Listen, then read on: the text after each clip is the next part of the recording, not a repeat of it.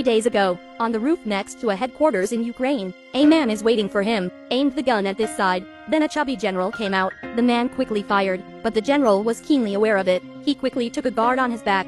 Then he hid behind the car. The man shot again decisively, but it's a little short, then scolded the example of fled the scene. The FBL arrived quickly, but we did find anything of value at the scene. At the same time, A Wong on the last district hand left in the scene of the rag. After various experiments, the results came back.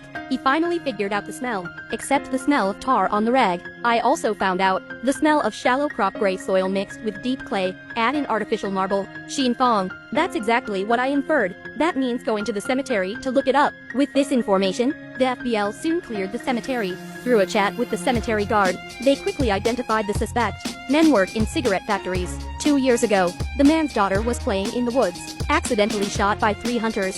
And the people who can hunt in the area are the big rich. Even if something goes wrong, it's going to come down pretty quickly. There is nothing wrong with these people. After her daughter died, the wife also can't stand the attack in the wind paralysis disease.